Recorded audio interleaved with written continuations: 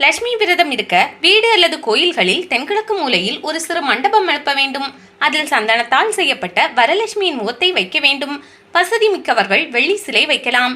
சிலையை தாழம்பூவால் அலங்கரித்து அதை ஒரு பலகையில் வைக்க வேண்டும். சிலை முன் வாழை இலை போட்டு அதில் ஒரு படி பச்சரிசியை பரப்ப வேண்டும். அரிசியின் மீது தேங்காய், மாவிலை, எலுமிச்சை, பொன், பழங்கள் ஆகியவற்றை வைத்து சிலைக்கு மஞ்சள் ஆடை அணிவிக்க வேண்டும்.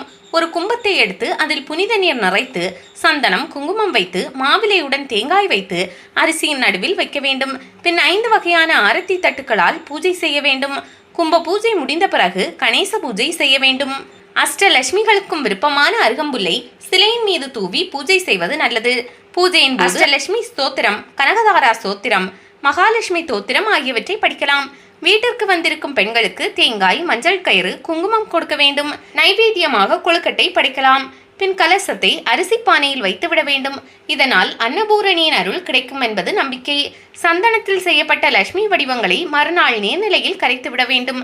இந்த விரதம் இருப்பதால் மாங்கல்ய பாக்கியம் நிலைக்கும், செல்வ வளம் சேரும், மங்கள வாழ்க்கை அமையும். கன்னி பெண்களுக்கு திருமணம் நிச்சயமாகும். சுமங்கலி பெண்கள் இந்த விரதத்தின் போது தாலி கயிற்றை வைத்து பூஜை செய்து அதனை அணிந்து கொள்வார்கள். இதனால் அவர்கள் தீர்க்க சுமங்கலியாக இருப்பார்கள். இந்த வரலட்சுமி விரதத்தை கடைபிடிக்கும் குடும்பத்தில் உள்ள குழந்தைகளுக்கு உயர்ந்த ஞானம் உண்டாகும். சுமங்கலி பெண்களுக்கு மங்கள வாழ்க்கை அமையும். மாங்கல்ய பாக்கியம் நிலைத்து நீடிக்கும். குடும்பத்திற்கு 8 வித செல்வங்கள் கிடைக்கும். இந்த விரதம் இருப்பவர்கள் விரும்பிய நலன்கள் எல்லாம் கிடைக்கும். வரங்களை அள்ளித்தரும் வரலட்சுமி விரதம் புராண கதைகள். வரலட்சுமி விரதம் என்பது கணவனுக்கு நீண்ட ஆயுள் வேண்டியும் குழந்தை பாக்கியம் வேண்டியும் அஷ்ட ஐஸ்வர்யம் கிடைக்க வேண்டியும் சுமங்கலி பெண்கள் கடைபிடிக்கும் விரதமாகும். ஒவ்வொரு ஆண்டும் ஆடி மாதத்தில் வரும் பௌர்ணமிக்கு முந்தைய வெள்ளிக்கிழமை வரலட்சுமி விரதம் கடைபிடிக்கப்படுகிறது. தமிழ்நாட்டு பெண்கள் கடைபிடிக்கும் முக்கிய விரதங்களில் இந்த வரலட்சுமி விரதமும் ஒன்று.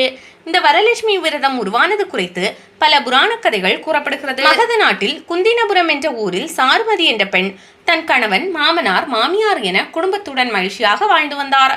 சாருமதி தினமும் லட்சுமி தேவியை வணங்குவதை வழக்கமாக கொண்டிருந்தார். மேலும் தன் குடும்பத்தில் உள்ளவர்களையும் இறை அம்சமாகவே கருதி அவர்களுக்கு பணிவிடை செய்து வந்தாள். இதனால் மனமழிந்த வரலட்சுமி அவளது கனவில் தோன்றி, உனது பக்தியால் மனமழிந்தோம், என்னை நினைத்து வரலட்சுமி விரதம் மேற்கொள்பவர்களின் இல்லத்தில் நான் குடிகொள்வேன் என்றார். மேலும் கனவில் வரலட்சுமி விரதம் இருப்பதற்கான வழிமுறைகளையும் தேவி அருளினார். மறுநாள் அதிகாலையில் கண் விழித்ததும் தன் கனவில் கண்டவற்றை குடும்பத்தினரிடம் கூறினாள் சாருமதி.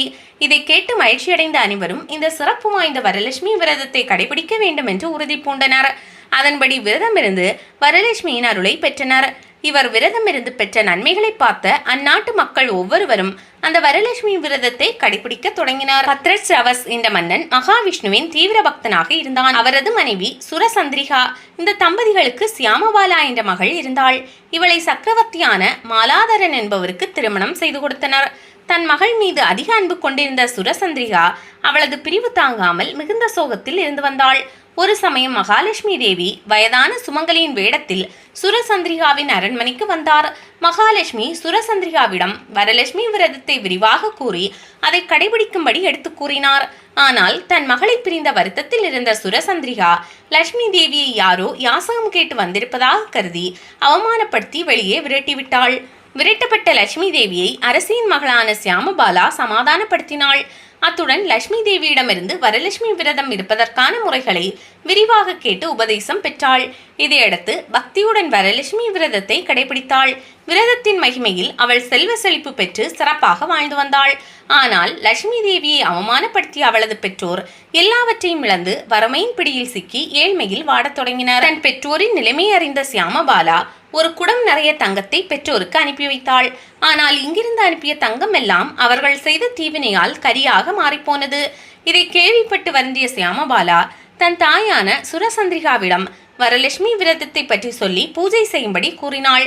அவளும் மகள் சொன்னபடி வரலட்சுமி விரதத்தை கடைபிடித்து பூஜை செய்தாள். அதன் பிறகு விரதத்தின் பலனால் இழந்த செல்வங்கள் பெற்று மீண்டும் சுகவாழ்வு வாழத் தொடங்கினாள். சித்திரநேமி என்றவள் தேவகுல பெண் நீதிபதியாக இருந்தாள்.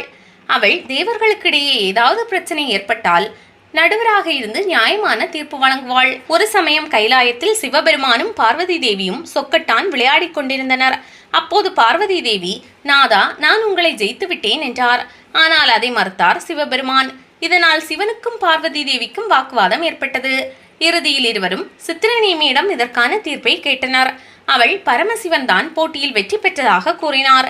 இதனால் கோபம் கொண்ட பார்வதி தேவி, நீ பொய் சொன்னதால் குஷ்டரோகியாகி புலிவிழந்து தவிப்பாயாக என்று சாபமிட்டார்.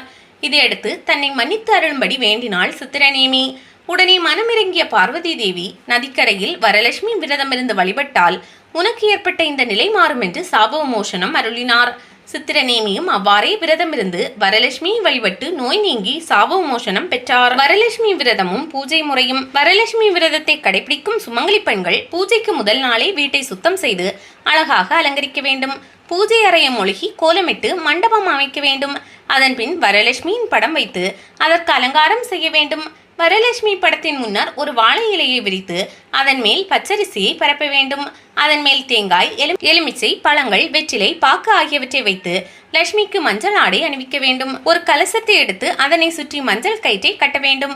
அந்த கலசத்தில் அரிசியை நிரப்பி அதன் மேலே குங்குமம் தடவிய முழு தேங்காயை வைக்க வேண்டும். அந்த கலசத்தை இலையில் பரப்பிய அரிசியின் நடுவில் வைக்க வேண்டும். பூஜையில் மஞ்சள் தடவிய 9 இலைகளாலான 9 முடிச்சுக்கள் போடப்பட்ட நோன்பு சரடை வைக்க வேண்டும். மஞ்சள் கயிறு என்பது மங்களத்தின் அறிகுறியாகும். வரலட்சுமியுடன் அஷ்டலட்சுமிகளையும் சேர்த்து 9 லட்சுமிகள் என்று சாஸ்திரம் சொல்கிறது. குத்து விளக்கேற்றி வைத்து கலசத்திற்கு மலர் மாலை கொண்டு அலங்கரிக்க வேண்டும். கலசத்தின் மீது மகாலட்சுமியின் முகபிம்பத்தை பதிக்கலாம். முதலில் முழுமுதற் கடவுளான விநாயகப் பெருமானை வணங்கிவிட்டு பூஜையை தொடங்க வேண்டும். பின்பு வரலட்சுமி தேவிக்கான பாடலை பாடி பூக்களை தூவி தீபங்கள் காட்ட வேண்டும். பூஜையின் முடிவில் 9 முடிச்சு போட்ட மஞ்சள் சரடை வலது கையில் கட்டிக்கொள்ள வேண்டும்.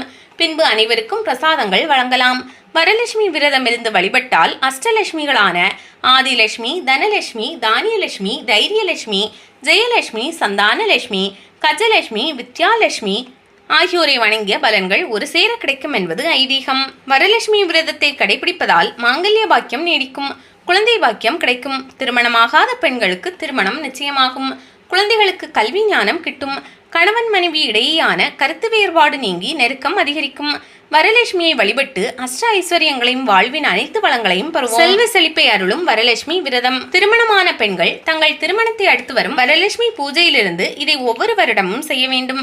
வரலட்சுமி விரதத்தின் போது வீட்டுக்கு விலக்காக இருந்தால் அடுத்து வரும் வெள்ளிக்கிழமை இந்த பூஜையை செய்யலாம். இதை செய்யும் போது சிறு பெண்களும் உடனிருந்து சரடை கட்டிக்கொள்ளலாம். மறுநாள் அம்மனுக்கு ஆர்த்தி எடுத்து பின்னர் கலசத்தை அரிசி வைத்திருக்கும் பானையில் வைக்க வேண்டும். எல்லோராலும் மிக விரிவாக செய்ய இயலாவிட்டாலும் ஈடுபாட்டோடு தெரிந்த பாடல்களை பாடி மகாலட்சுமி அஷ்டோத்திரம் சொல்லி பூக்களால் அர்ச்சனை செய்து நிவேதனம் செய்து நோன்பு சரடை கையில் கட்டி நிவேதனத்தை எல்லோருக்கும் கொடுத்து வயதான சுமங்கலி பெண்களை வணங்கி தானங்கள் செய்து இந்த விரத பூஜையை நிறைவு செய்யலாம். கொஞ்சம் சாஸ்திரப்படி விரதம் இருந்து பூஜை செய்ய விரும்பினால் விநாயகர் பூஜை தொடங்கி சங்கல்பம், கலச பூஜை, பிராண பிரதிஷ்டை, தியானம், ஷோடசோபாசரம், அங்க பூஜை, லட்சுமி அஷ்டோத்திரம், தோரக்கிரந்தி பூஜை, பிரார்த்தனை, ஆரத்தி என்று விரிவாக செய்ய வேண்டும். இந்த விரதத்தை 63 நாயன்மார்களில் ஒருவரான விக்ரமாதித்த மன்னன் அனுஷ்டித்து சகல சௌபாக்கியங்களையும் பெற்றனர். ஸ்ரீலட்சுமிக்கு அருகம்புல் மிகவும் விசேஷம். அருகம்புல்லால் அஷ்டலட்சுமியை பூஜிப்பதால் நாம் அருகு போல் வேரூன்றி ஆள் போல் தழைத்து பெருவாழ்வு வாழ்வோம் என்பது சான்றோர் வாக்கு. கும்ப கலசத்தினுள் பச்சரிசி, எலுமிச்சை பழம், பொற்காசுகள் ஆகியவற்றை இட வேண்டும். கும்பத்தை வெண்மையான பட்டு வஸ்திரத்தால் அலங்கரித்து அம்பாளின் முகத்தை அமைக்க வேண்டும். மஞ்சள் சரடை கும்பத்தின் மீது சாத்த வேண்டும். அம்பாளை கிழக்கு முகமாக எழுந்தருள செய்ய வேண்டும். நாம் வலது பக்கம் அமர்ந்து பூஜை செய்ய வேண்டும். மஞ்சள் சரடையும் கும்பத்துடன் சேர்த்து பூஜிக்க வேண்டும். பூக்களாலும் தூப தீபங்களாலும் அம்மனை ஆராதித்து மஞ்சள் சரடை எடுத்து வலது மணிகட்டில் பக்தி சிரத்தையுடன் கட்டிக்கொள்ள வேண்டும். உற்றார் உறவினர்களுக்கு நிவேதனங்கள் கொடுத்த பிறகுதான் நாம் நிவேதனம் உண்ண வேண்டும். அன்று முழுவதும் பக்தி சிந்தனையுடன் அஷ்டலட்சுமி ஸ்தோத்திரங்களை சொல்லிக்கொண்டே இருக்க வேண்டும். இரவில் கலசத்தை அரிசி பாத்திரத்திற்குள் வைப்பது விசேஷம். அதனால் அன்னபூரணியின் பேரருள் இல்லத்தில் நிரந்தரமாக நிறைந்திருக்கும். அட்சயமாக இருப்பவள் அம்பாள். கலசத்தில் வைத்து பூஜிக்கப்பட்ட தேங்காயை அதற்கடுத்த வெள்ளிக்கிழமை உடைத்து பாயாசம் செய்யலாம். இவ்விரதத்தை கடைபிடிப்பதால் கர்ம நோய்கள் நீங்கும், நல்ல ஆரோக்கியம் ஏற்படும், திருமணம் நடைபெறும், புத்திர பாக்கியம் உண்டாகும்.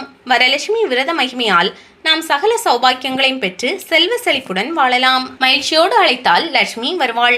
ஒரு சமயம் லட்சுமி தேவி எந்த வீட்டில் வாசம் செய்யலாம் என்று பார்க்க வந்தாள். ஒரு வீட்டில் விடிந்த பின்பும் தூங்கிக் கொண்டிருந்தனர். இன்னொரு வீட்டில் மாடும் கன்றும் இருந்தாலும் ஒரே தூசியும் குப்பையுமாக இருந்தது.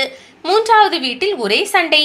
மனைவி தலையை விரித்து போட்டுக் கொண்டிருந்தாள். நான்காவது வீட்டில் வாசலில் கோலம் போட்டு பூஜை அறையில் விளக்கேற்றி வைத்து அந்த இல்லத்தரசி ஸ்லோகங்களை சொல்லிக் கொண்டு இருந்தாள். வாசலில் நின்ற வரலட்சுமியை பார்த்து பழுத்த சுமங்கலியாக வந்திருப்பவளை கண்டு மகிழ்ந்து உள்ளே அழைத்தாள். மனையை போட்டு அமர வைத்துவிட்டு உள்ளே போய் பால் எடுத்துக்கொண்டு வெளியே வந்தாள். அந்த சுமங்கலி இல்லை. பூஜை அறையில் செல்வம் மட்டும் குவிந்து கிடந்தது. அதாவது லட்சுமி தேவி எங்கும் எப்பொழுது வேண்டுமானாலும் வருவாள்.